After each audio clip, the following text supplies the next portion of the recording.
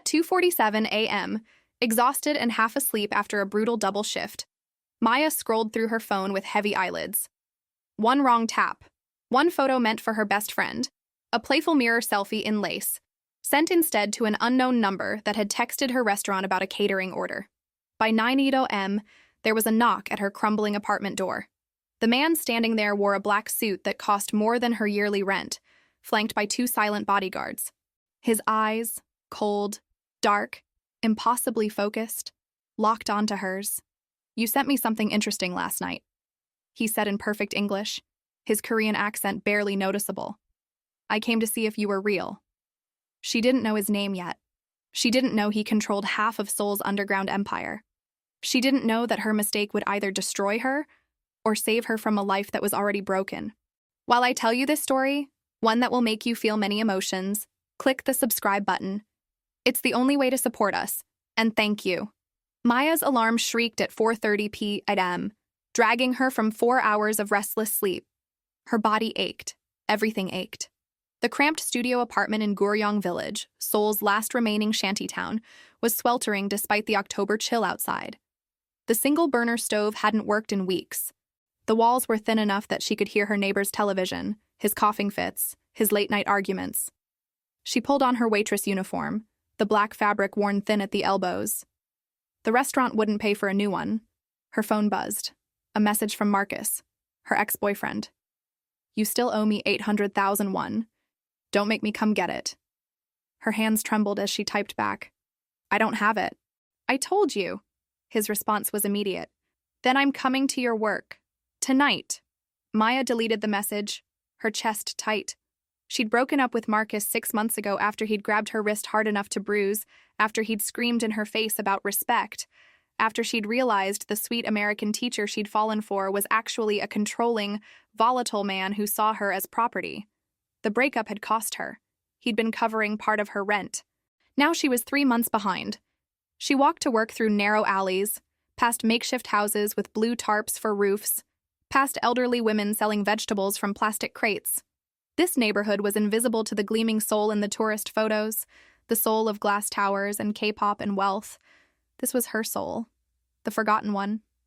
The restaurant was in Gangnam, a 40-minute subway ride that felt like crossing into another universe, gleaming streets, designer stores, people who spent more on dinner than she made in a week. She tied her apron and began her shift, carrying trays, bowing, smiling, absorbing the casual rudeness of customers who never looked at her face. At 11 p.m., Marcus walked in. Her stomach dropped. He sat at a corner table, ordered nothing, just stared at her with that smile that used to charm her and now made her skin crawl. During her break, he cornered her by the back exit. "I'm serious, Maya. You think you can just ghost me? Stop answering my calls." His breath smelled like soju. "I helped you. I took care of you." "You hurt me," she whispered. "I barely touched you. You're so dramatic." He stepped closer. "The money. This weekend. Or I'll make sure your boss knows you've been stealing tips." "I haven't." Who's he going to believe? Me or you? A cook pushed through the exit door, and Marcus backed off with a casual wave, as if they'd been having a friendly chat. Maya finished her shift in a fog of panic. She couldn't lose this job. She had nothing else. At 2:30 a.m., she trudged to the subway, exhausted beyond thought. On the train, she opened her phone. A message from her best friend Yuki in Sao Paulo. "How's my Korean queen? Send me a pic. I miss your face." Maya smiled weakly. Yuki always knew when to check in. She scrolled through her photos, found a silly one from last week. Her in the lace camisole she'd bought on sale, feeling pretty for the first time in months, making a playful face at the mirror. She selected it, hit send, dropped her phone in her lap and closed her eyes as the train rocked through the tunnel. She didn't see the notification.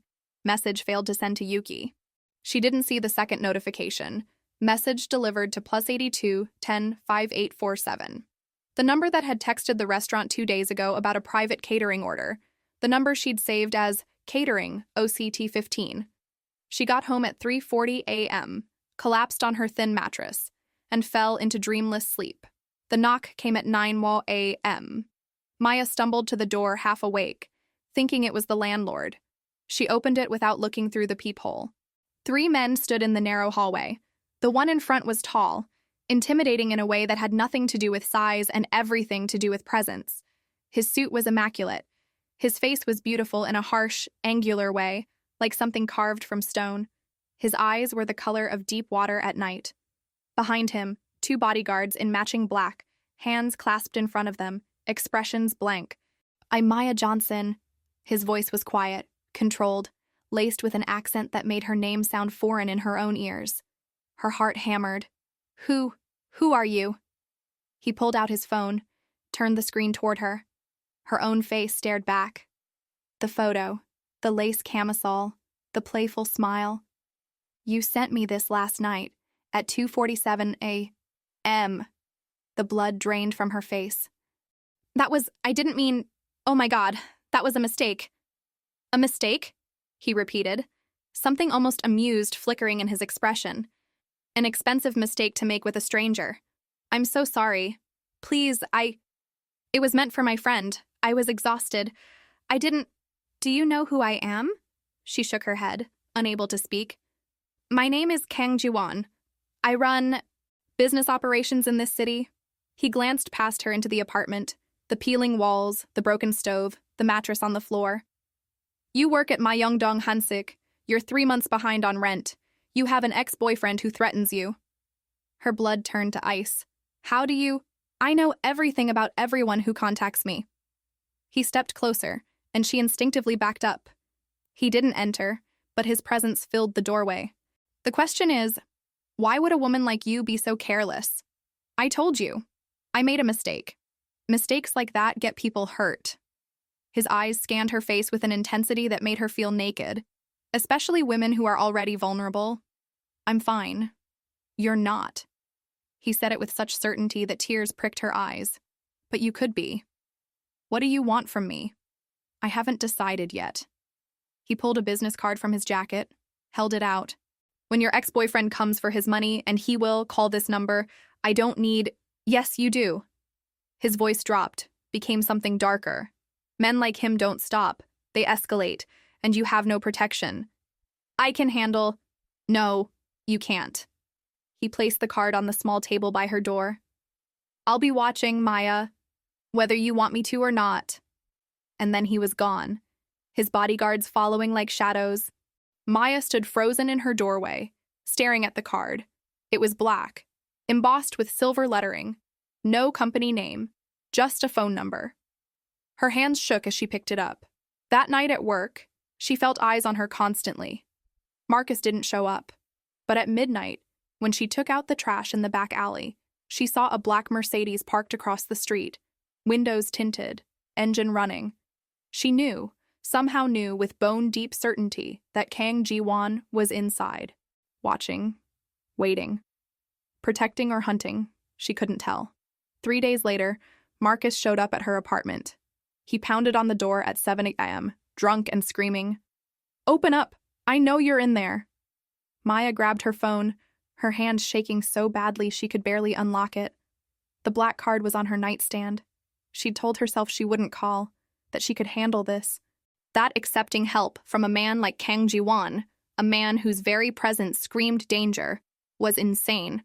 But Marcus was kicking the door now, and her neighbors were yelling, and she was so tired of being afraid. She dialed the number. It rang once. "Address?" Kang Ji-won's voice, calm as still water. "He's at my door. I know. Don't open it. I'm 2 minutes away." The line went dead. 140 seconds later, the pounding stopped. She heard Marcus's voice, suddenly high and panicked. "Hey, man, I don't want any trouble." A thud, a gasp, then silence, a soft knock. "Maya, it's safe." She opened the door slowly. Kang Ji-won stood alone in the hallway. Marcus was gone. There was no blood, no sign of violence. But the air felt charged, electric with the aftermath of something she hadn't seen. "Where is he?" Being reminded of his manners, Ji-won said simply, "He won't come back." "What did you do?" "Nothing permanent, but effective." He studied her face, the dark circles under her eyes, the exhaustion carved into every feature. "Pack a bag. You're coming with me. I'm not going anywhere with you." Your landlord is selling this building to a developer. You have 2 weeks before you're evicted. Your ex-boyfriend is connected to the Sangpa crew, a gang that doesn't accept humiliation lightly. And your boss at the restaurant is skimming your tips. He delivered each fact like a bullet. You can stay here and wait for everything to collapse, or you can let me help you. Why? Her voice broke. Why would you help me? You don't know me. Something shifted in his expression, something almost human beneath the ice. Maybe I see something worth protecting. She wanted to laugh, to scream, to slam the door in his face. Instead, she heard herself say, 1 week, that's all. 1 week, he agreed. The penthouse was in Hanamdong, overlooking the Han River. Floor-to-ceiling windows, minimalist furniture that probably cost more than her entire life. A guest room with a bed so soft she almost cried when she lay down. Jiwon's rules were simple. Don't leave without telling him. Don't answer the door. Don't contact anyone from her old life. You're a prisoner, she said on the second night, finding him in his office, a room filled with computer screens, documents in Korean and English, phones that never stopped buzzing. You're a guest who can't leave, a guest who's alive. He looked up from his laptop, and for the first time, she saw exhaustion in his face too. Do you know what the Sangpa crew does to women who embarrass their associates? She didn't answer. Neither do I, because there are never any bodies to find. She wrapped her arms around herself. Who are you really? Someone who made different choices than you, worse choices. He stood, moved to the window, his reflection ghostly in the glass. My sister used to say I was a good person trapped in a bad life. She was wrong. There's no good left in me. Then why help me? He turned, and the look in his eyes made her breath catch. Because maybe if I save you, I can believe I could have saved her. The confession hung between them like broken glass. Maya took a step closer. What happened to your sister? She loved the wrong person, someone from a rival organization. I told her to end it. She refused. His jaw tightened. They killed her to send me a message. I was too late. I'm sorry. Don't be. Just stay alive. He moved past her toward the door, but paused. There's food in the kitchen. Sleep as much as you need. You're safe here. That night, Maya dreamed of her mother, the woman who'd left when she was 7, who'd said, I can't do this anymore, and walked out into the Brazilian sunshine and never came back. She woke to find Jiwon sitting in the chair by her window, silhouetted against the Seoul skyline, watching over her like some dark guardian angel. How long have you been there? She whispered. Long enough to hear you crying in your sleep. She should have been embarrassed. Instead, she felt strangely comforted. Tell me about your dream, he said quietly. The bakery. So she did. She told him about the desserts she wanted to make. Brigadeiros with Korean pear, tapioca cakes with black sesame, fusion pastries that blended her Brazilian childhood with her adopted Korean home. He listened without interruption, and when she finished, he said, You'll have it. You can't promise that. Yes, I can. The first warning came on day 9. A photo delivered to Jiwon's phone. Maya at the penthouse window, taken from a building across the river. Telephoto lens, perfect clarity. The message, pretty bird in a cage. Let's see how she flies without wings. Jiwon's face went pale, the first time she'd seen him show real fear. Pack. Now. We're moving. What's happening? They found you. He was already on his phone, barking orders in rapid Korean. The Namsan Tigers? They've been looking for leverage against me for months. Why? What did you do? I refused to let them expand into human trafficking. He threw clothes into a bag. I run drugs, weapons, protection, but I have lines. They don't. And now they're going to use you to force my hand. They moved to a safe house in Bukchon, a traditional hanok hidden among the tourist houses, guarded by 8 men who never smiled. But the threats continued. Day 12. A brick through the window of Maya's old restaurant. A note attached. Tell your boyfriend to call. Day 14. Yuki received a message from an unknown number. Your friend Maya says hello. For now. Day 16. An explosion in the parking garage of G1's secondary office. No casualties, but the message was clear. We can reach you anywhere. Maya felt like she was drowning. This is my fault. if I hadn't sent that stupid photo. This has nothing to do with you. Ji-won gripped her shoulders, forcing her to look at him.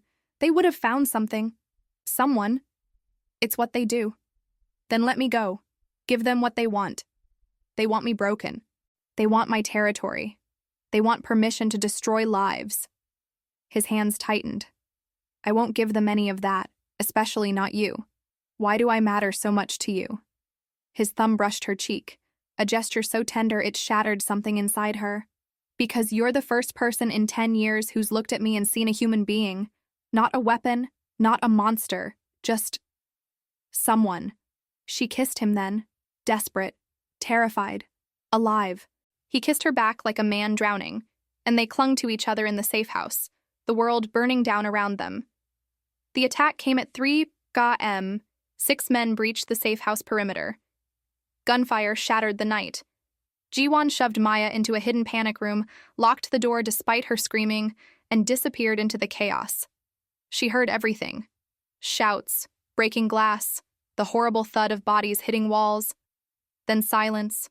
The door opened an eternity later. Ji-won stood there, blood on his shirt. Not his, he said, and murder in his eyes. This ends now, he said. Tomorrow. I'm calling a summit. What does that mean? It means I'm going to give them a choice. Peace or war. If they choose war, he didn't finish. He didn't need to. Maya grabbed his hand. Don't do this alone. I have to. No, you don't. She stood, her voice stronger than she felt. Use me. Let me be the bait. End this. Absolutely not. They want me anyway, so let's give them a meeting. You, me, them, public place. Neutral ground. You bring your people, they bring theirs. We negotiate. They'll kill you. Not if you're faster. She cupped his face. I'm tired of hiding. I'm tired of being afraid. If I'm going to matter to you, let me be brave with you. He closed his eyes, leaned into her touch. You're insane. I learned from the best. The meeting was set for Uedo Park, noon, in front of the fountain where children played and families had picnics. Public. Visible. Impossible to ambush without witnesses. Ji-won spent the night making arrangements. His lieutenants positioned around the park. Police contacts bribed to stay away. Contingency plans for every possible betrayal. Maya watched him work. This man who commanded an empire built on violence, but who touched her like she was made of glass. She couldn't sleep. Every time she closed her eyes, she saw Marcus's face, Cho's dead fish eyes, the blood on Ji-won's shirt that he'd promised wasn't his. At 3 a.m., she found him in his office. Surrounded by documents he was methodically shredding. What are you doing? Erasing myself. He fed another page into the machine. By tomorrow afternoon, Kang Ji-won won't exist. Not legally, not financially, not in any database that matters. Where will you go? Wherever you go. He looked up, his eyes red-rimmed with exhaustion. I meant what I said. After this, I'm done. Maya sat across from him, watching the shredder devour his past. Tell me about her, your sister. He stopped, his hand frozen over the machine. Please. I want to know. Ji-won leaned back, closed his eyes. Her name was Soyeon. She was 5 years younger than me. She loved to paint. Watercolors. Mostly. Landscapes. She said she wanted to paint every beautiful place in Korea before she died. His voice cracked. She was 23 when they killed her. She'd only painted 17 places. What happened? She fell in love with a man named Park Jun-ho. He was from the Myeongdong faction, our rivals at the time.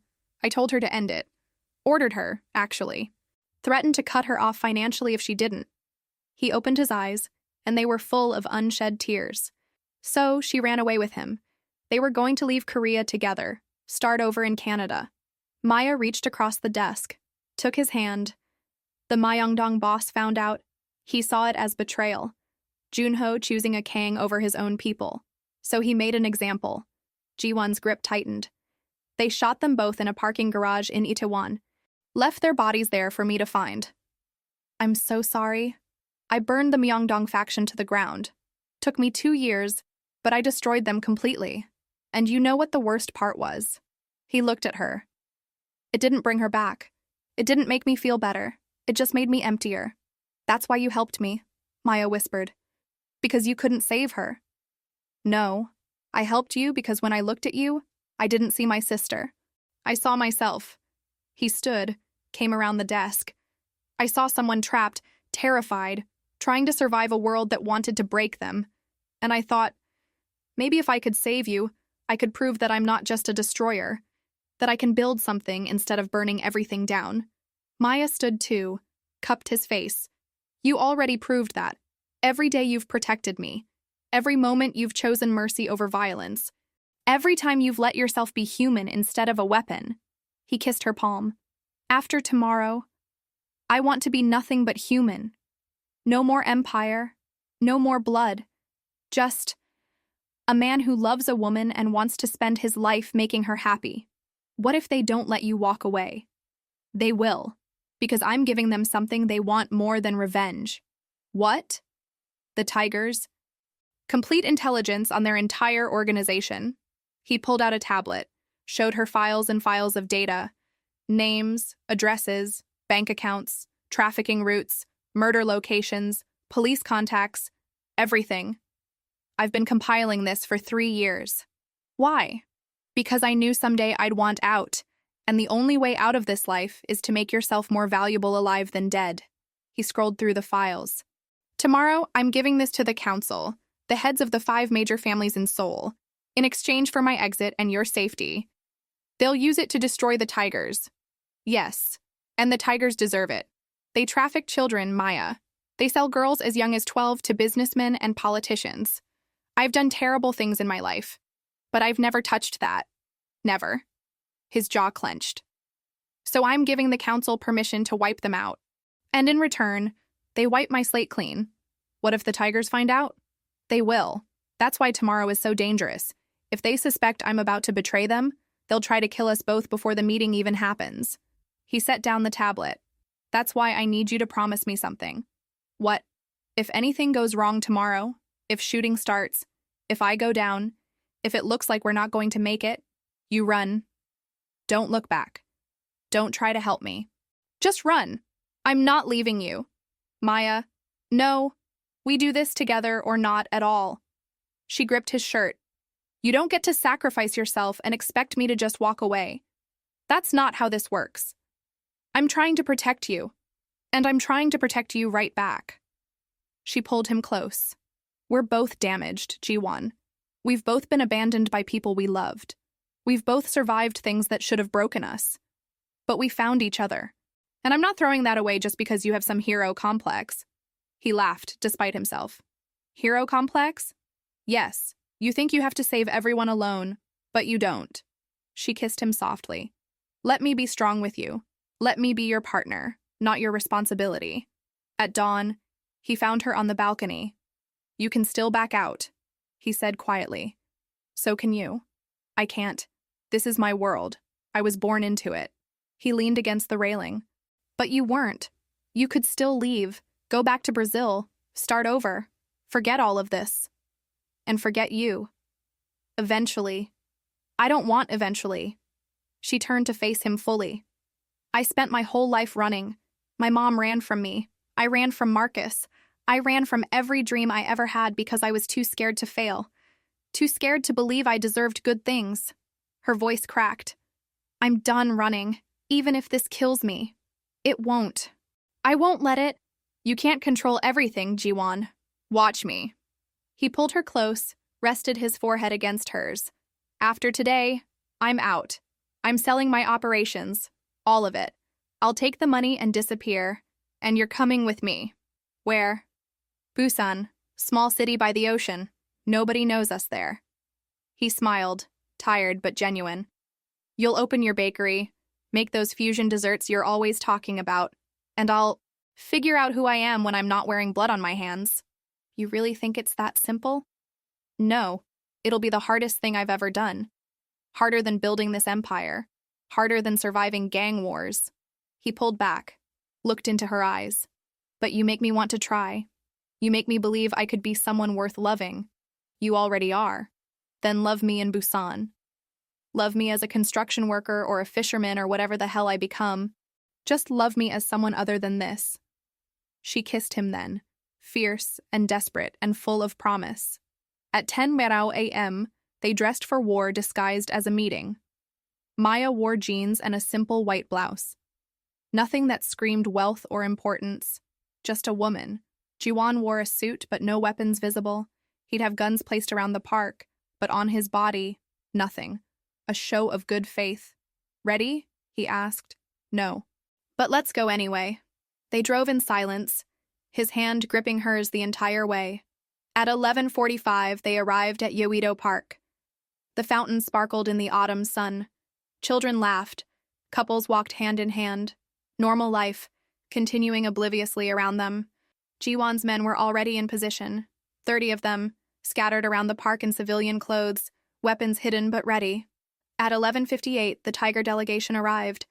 5 men in expensive suits, their leader Cho Min-seok at the center. Behind them, another 20 men, also dressed down but clearly armed. Jiwon squeezed Maya's hand once, then let go. They walked forward to meet their fate. At noon exactly, both parties met in front of the fountain, 10 meters apart, neutral ground, families and tourists passing by, completely unaware that 50 armed men were seconds from turning a public park into a battlefield. Kang Ji-won, Cho Min-seok smiled, showing too many teeth. And the famous girlfriend, she's prettier than the photo. I can see why you'd risk everything for a piece of... Finish that sentence and this meeting ends with your blood on the pavement, Ji-won said calmly. We're here to negotiate, not trade insults. Cho's smile didn't waver. Sensitive. How romantic. He glanced at Maya. Does she know what you've done? The people you've killed? The families you've destroyed? Yes, Maya said, her voice steady despite her hammering heart. I know exactly who he is, and who he's trying to become. Trying to become? Cho laughed. As if a monster can just decide to be human. That's not how this works, girl. Let's skip the philosophy lesson, Ji-won said coldly. He pulled out a flash drive, held it up. Everything you've done for the last 5 years. Every trafficking route, every payment, every politician you own, every murder you've ordered, all of it, documented and cross-referenced. Cho's smile finally faltered. Where did you... I've been watching you for years, waiting for the right moment. Ji-won's voice was ice. I'm giving you a choice, Cho. Take this drive, destroy it, walk away from Seoul, disband your organization, disappear, or I give copies to the other 4 families and let them tear you apart piece by piece. You're bluffing. If you had that information, you would have used it already. I didn't need it before. I had control. I had balance. Ji-won stepped closer. But then you came after her. You made this personal. And now I'm willing to burn everything, including my own reputation, to end you. Around them, both sides tensed. Hands moved incrementally toward hidden weapons. Maya felt the weight of 50 pairs of eyes watching, waiting for the first move that would turn negotiation into massacre. And what do you get out of this? Cho demanded. You destroy us. You lose the balance of power. The other families will tear Seoul apart fighting over our territory. I don't care. I'm leaving. Ji-won's voice was flat. I'm selling my operations to my lieutenants, taking my money and disappearing with her. You'll never see me again. The only question is whether you're alive to celebrate or dead in a gang war when it happens. The council will never approve this. They already have. Ji-won nodded toward a black car parked at the edge of the park. Representatives from the other 4 families are watching right now. If you agree, they escort you out of the city tonight. If you refuse, they move on your operations within the hour. Cho's face went red. You conniving? I learned from the best. You taught me that loyalty is weakness, that mercy is stupidity, that the only thing that matters is power. Ji-won's eyes were dead calm. So I used power. I made alliances. I offered them something they wanted more than peace. They wanted you gone, Cho. You've been too reckless, too brutal, too visible. You're bad for business. I just gave them an excuse to remove you. Then why the meeting? Why not just ambush us? Because despite everything, I'm trying to be better than you. Ji-won glanced at Maya. She showed me there's another way, a way that doesn't involve more bodies, more orphans, more blood on my hands. So I'm offering you what no one ever offered me, a chance to walk away. The silence stretched like a knife edge. Maya watched Cho's face cycle through rage, calculation, fear, pride. Then his hand moved toward his jacket. Jiwon was faster. The gun appeared in his hand before Cho's fingers reached his weapon, materialized as if from thin air, already aimed at Cho's center mass. Around the park, 50 weapons cleared holsters simultaneously. Tourists screamed, families scattered. The fountain kept sparkling, indifferent to the violence about to erupt. "Don't," Jiwon said quietly. "Don't make me prove I'm still the monster you think I am. You won't shoot. Too many witnesses, too many cameras. You'll never disappear if you kill me in public. Try me. I've got nothing left to lose except her." Jiwon's eyes flicked to Maya. "And I'll burn this entire city before I let you touch her." Maya stepped forward, her heart hammering so hard she thought it might explode. "Wait. Maya, get back. No, listen." She pulled out her phone, held it up. "I've been recording this entire conversation. Every threat, every admission, every crime you just confessed to, Cho. And it's uploading live to 3 different servers." The blood drained from Cho's face. "You stupid bitch. I'm not stupid. I'm done being afraid." She stepped beside Jiwon, shoulder to shoulder, united. "You have 60 seconds before this recording goes to every news outlet in Seoul, KBS, JTBC, Yonhap News. I've got email drafts ready to send. Or you can take his deal, walk away. Live to see tomorrow. You're bluffing." Maya turned her phone screen toward him. 3 upload bars, all at 87%. 45 seconds. Cho looked at his men, at Jiwon, at the black car containing the other family representatives, at the fountain still sparkling in the sun, indifferent to the violence that would never happen. 30 seconds, Maya said. "This isn't over," Cho spat. "Yes, it is." Jiwon lowered his gun slightly. "Take the drive. Disappear. That's the deal. You don't get to make threats anymore. You don't get to negotiate. You get to be grateful I'm letting you walk away alive." Cho gestured sharply to his men. They lowered their weapons. Jiwon tossed him the flash drive. Cho caught it, stared at it like it was a live grenade. "If I find out you kept copies." "I did. Insurance. But as long as you stay gone, they stay buried." Jiwon's voice was granite. "Come back to Seoul, and I'll release everything. Not just to the families, to everyone, prosecutors, media, international police. I'll make sure you spend the rest of your life in a cell." Cho pocketed the drive. "You deserve each other. Both of you are fools." "Maybe, but we're alive. And you're leaving." Jiwon put his arm around Maya. "Don't come back. If I see any of you in this city again, the deal is void." They left. 5 men in expensive suits, walking across the park like defeated generals, their army following behind. Maya watched until they disappeared into the parking lot, until the black car with the other family representatives started following them, ensuring they actually left. Then her legs gave out. Jiwon caught her, held her up. "It's over. It's done." "Is it really?" "Yes. The council is taking over their territory. Cho's smart enough to know he lost. He won't be back." Maya buried her face in his chest. "I thought he was going to shoot you." "He was. But you stopped him." Jiwon pulled back, looked at her with something like awe. "That recording idea, Maya, that was brilliant. How did you—" "I didn't." She laughed shakily. "I wasn't recording anything. My phone was on the home screen the entire time." He stared at her. "What?" "I bluffed. I figured if you could play psychological warfare, so could I." She showed him her phone. No recording app open, no uploads, nothing.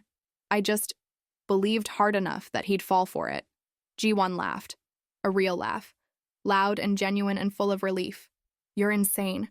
You're absolutely insane. I learned from the best." He kissed her there in the park, in front of the fountain where children had started playing again, where life was already returning to normal as if 50 armed men hadn't just stood on the edge of violence. Later, at the penthouse, Jiwon made phone calls for 6 straight hours. Maya watched him systematically dismantle his empire, transferring operations to trusted lieutenants, selling territory, setting up funds for families he'd hurt, arranging new identities, erasing their digital footprints. By midnight, Kang Jiwon and Maya Johnson no longer legally existed. "Where are we going?" Maya asked, curling up beside him on the couch. "Busan. Small neighborhood called Haeundae, right by the beach." He pulled up photos on his tablet. A small storefront with an apartment above. I bought this. Cash. Under our new names. It's perfect for a bakery. You already bought it? I bought it 3 weeks ago. The day I realized I loved you. He kissed her temple. I've been planning our exit since then. Planning our future. What will you do? In Busan? Honestly, I have no idea. Construction, maybe. Fishing. Whatever doesn't involve blood or bullets. He smiled, tired but real. Figure out who I am when I'm not a monster. You were never a monster. I was, but maybe I don't have to be anymore. Maya woke at 4:30 a.m., just like she had every day for the past 3 years since opening Destino Dolce, Sweet Destiny. The apartment above the bakery was small but filled with warmth. Through the window, she could see the first hints of dawn over Haeundae Beach, the ocean turning from black to deep blue to that particular shade of gray-pink that meant morning was breaking over Busan.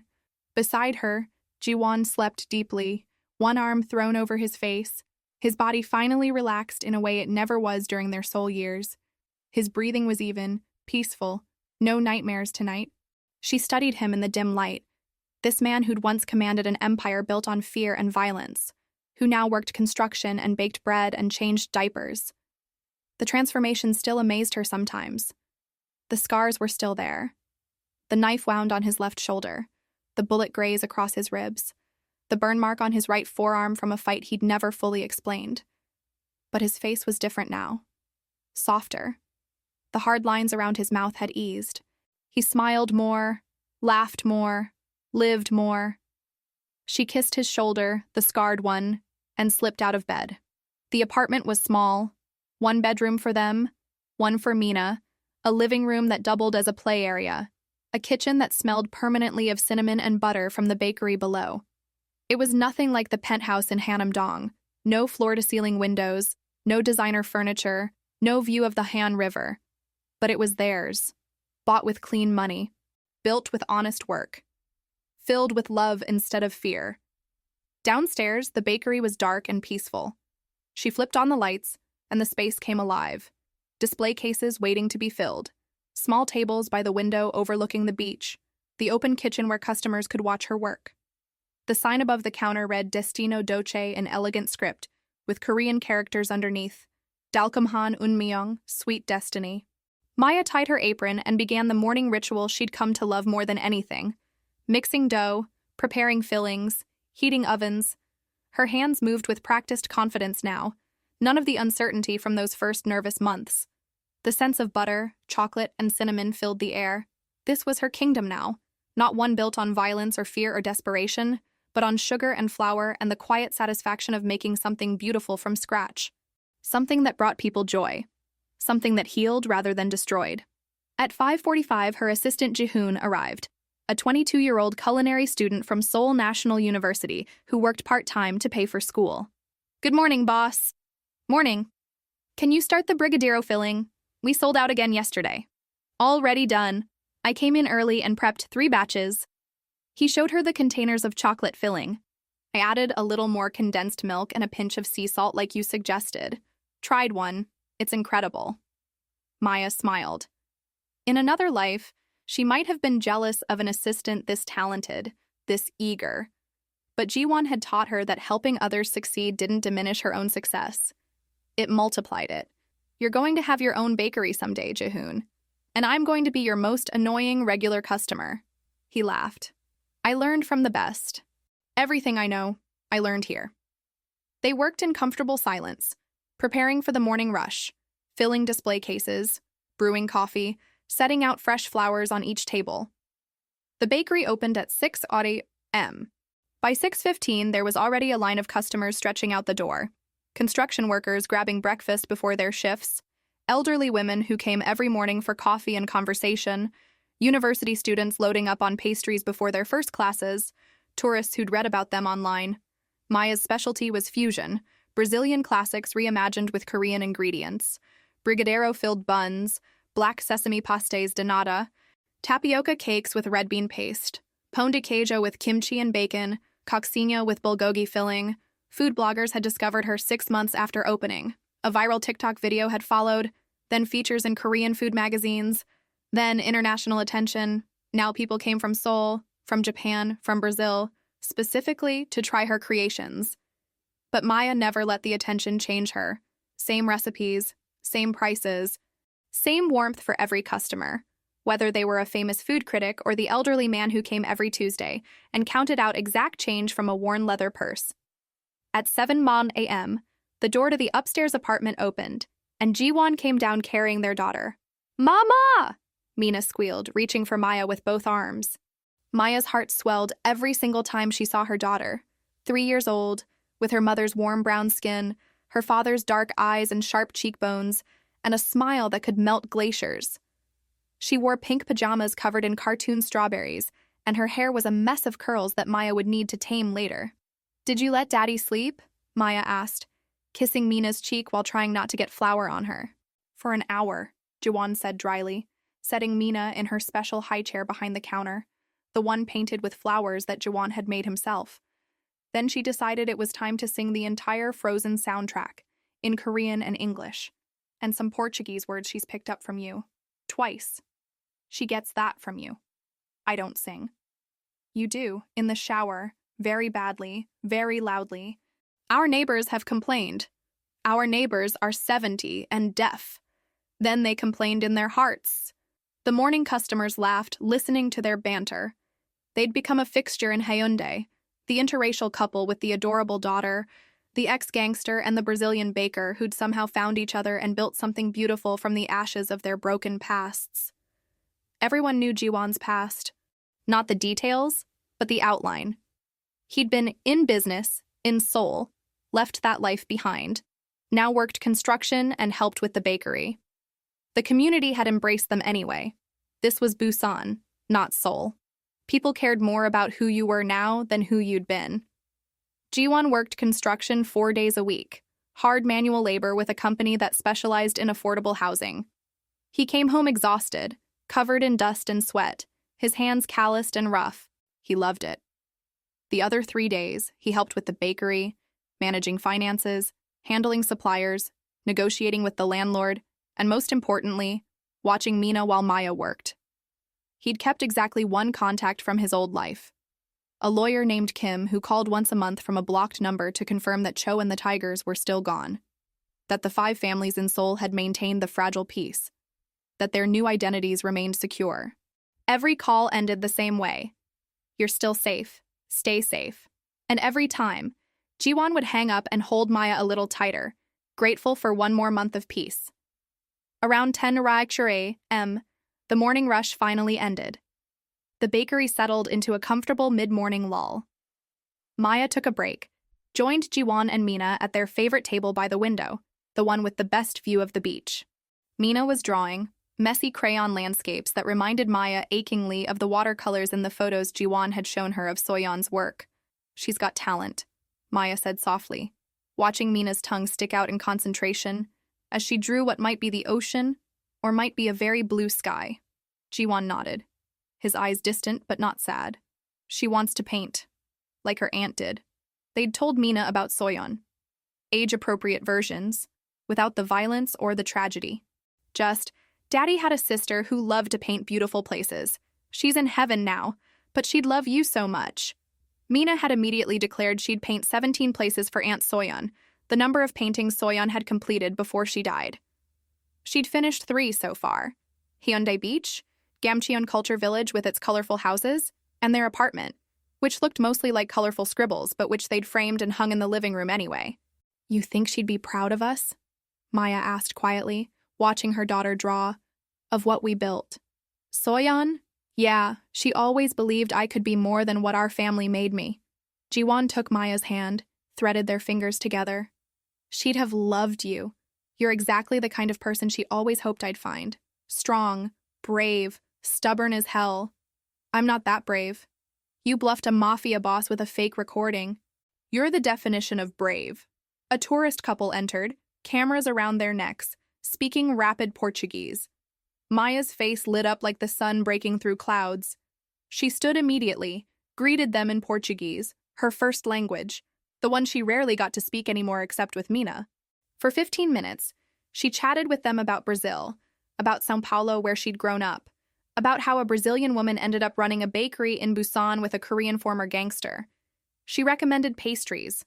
The coconut tapioca cake was most like home, she said, but the black sesame pastel was worth trying for the fusion alone.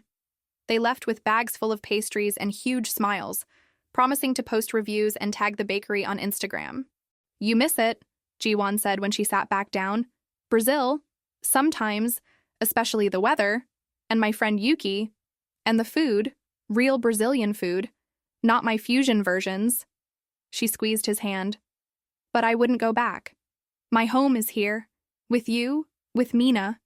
This is where I'm supposed to be. Even though I dragged you into danger, even though you almost died because of me, even though you had to leave your whole life behind, you didn't drag me anywhere. I chose you. I chose this life.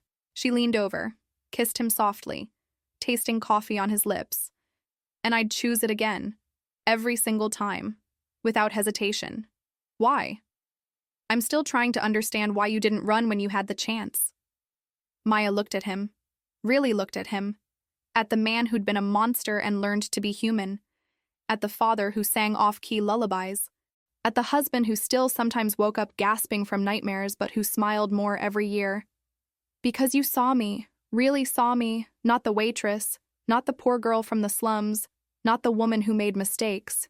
You saw me, Maya, the person who wanted to create beautiful things and was too scared to try. And you made me believe I could. At noon, they closed the bakery for lunch, their daily ritual. The three of them walked to the beach, Mina running ahead to chase seagulls and collect shells while Maya and Jiwon followed hand in hand. The autumn air was crisp but not cold. Perfect weather. The beach was dotted with people. Elderly couples walking slowly, young families building sandcastles, tourists taking photos. Normal life. Beautiful, mundane, precious normal life. Do you ever regret it? Maya asked, watching Mina play. Leaving that life. The power. The money. The respect. Jiwon was quiet for a long moment, watching the ocean roll in and out, eternal and indifferent. I regret every single day before I met you. I regret the man I was, the things I did, the people I hurt, the families I destroyed. He turned to her and his eyes were clear. But leaving, never. Not for 1 second. Not even when money's tight or I'm exhausted from work or Mina wakes us up at 3 a.m. screaming about monsters under her bed. Even when she breaks your favorite coffee mug. Again. Even then. He smiled. That real smile that had taken years to come naturally. You know what I realized? I thought respect came from fear. From power. From people being too terrified to challenge you. But that's not respect. That's just control. Domination. And now I get respect from building things, from showing up on time to construction sites, from keeping my word to suppliers and customers, from being a good father, from being a man my daughter can be proud of. He pulled her close. From being the man you believed I could be, even when I didn't believe it myself. That's real respect, and it feels better than all the fear respect I ever commanded. They stayed at the beach until 2 p.m., until Mina was sandy and exhausted and demanding lunch in that whiny voice 3-year-olds perfected. Back at the apartment, while Mina napped, Maya found a letter on the kitchen table. From Yuki. Her best friend in Sao Paulo, who'd been the unintended recipient of that photo 5 years ago. Except the message had never reached her, had gone to a stranger instead, had changed everything. Maya, my beautiful disaster, I can't believe your bakery photos are all over Instagram. Even here in Brazil, people are posting about this Korean-Brazilian fusion place in Busan. I'm so freaking proud of you. Who knew that wrong number would lead to all this? You have to tell me the full story someday. Like, the full story. I know there's more you haven't shared, but I also know you'll tell me when you're ready. I'm saving up to visit next summer. Prepare yourself for hugs and tears and probably me eating my body weight in those tapioca cakes. Also, I need to meet this mysterious husband of yours, and that adorable daughter you keep posting about. Love you forever. Yuki P.S. Your mom saw one of the articles. She asked about you. I didn't tell her anything, but maybe someday? She's getting older, Maya. Just think about it. Maya's hands trembled slightly, holding the letter. Her mother. The woman who'd walked out when Maya was 7, who'd said I can't do this anymore and disappeared into the Brazilian sunshine. She'd spent years angry, then years numb, then, finally, years of just acceptance. You okay? Jiwon appeared in the doorway, fresh from his own shower. Yuki says my mom asked about me. He moved to her, wrapped his arms around her from behind. What do you want to do? I don't know. Part of me wants to tell her everything, show her what I built, prove I didn't need her. Maya leaned back against his chest. But part of me knows that's just ego talking. Maybe someday I'll reach out, when I'm ready. When it won't hurt anymore. Whenever you're ready, I'm with you. If you want to go to Brazil to see her, we'll go. If you want to never speak to her again, that's fine too. Your choice. Always your choice. Maya smiled, turned in his arms, wrapped her arms around his neck. You know the craziest part? What? That photo. The one that started everything. She looked up at him. I used to think it was the worst mistake of my life. The most humiliating moment. I was so embarrassed when you showed up at my door. I wanted to die. And now I think it was the universe finally getting something right. She kissed him softly. You were my miracle disguised as a mistake. My guardian angel disguised as a mafia boss. My salvation disguised as danger. You were my redemption disguised as chaos. He murmured against her lips. My reason to be better disguised as a wrong number. My second chance disguised as an accident. That evening, they reopened the bakery for the dinner crowd. Regulars came in. The elderly couple who'd been married for 50 years and always split one pastry and 2 coffees. The university professor who graded papers at the corner table for hours, buying one pastry every 60 minutes like clockwork. The construction crew Jiwon worked with, who'd become like family and who treated Mina like their collective niece. At closing time, 9 balas p.m., Maya counted the register while Jiwon swept floors and Jahoon cleaned the kitchen. We did good today, Maya said, looking at the numbers. Really good. We might actually be able to expand to that second location in Gwangali next year. You built this, Maya. Jiwon set aside the broom, came to her, wrapped his arms around her waist. This dream you had, the bakery, the community, the life, the success. You made it real. We made it real. Together. I couldn't have done this without you. You could have, but I'm glad you didn't have to. Outside, the Busan night sparkled with lights reflecting off the ocean. The beach was quiet now, just a few late-night walkers and the eternal sound of waves. Inside, their daughter slept upstairs, safe and loved and dreaming of painting 17 beautiful places for an aunt she'd never meet, but who she carried in her heart anyway. And 2 people who'd been broken by their pasts, who'd survived abandonment and violence and fear and loss, continued building a future from sweetness, flower, and the stubborn belief that love, real, impossible, inconvenient love, could redeem even the darkest corners of a human heart. The mistake that became destiny. The photo that changed everything. The monster who learned to be human, one day at a time. The waitress who learned to be brave, one choice at a time. Together. Forever. Building something beautiful from the ruins of who they used to be. If you made it to the end of this story, let us know in the comments which city you're watching from, and click the yellow bell to subscribe to the channel and support us. Keep the adventure going by clicking on the suggested video on your screen.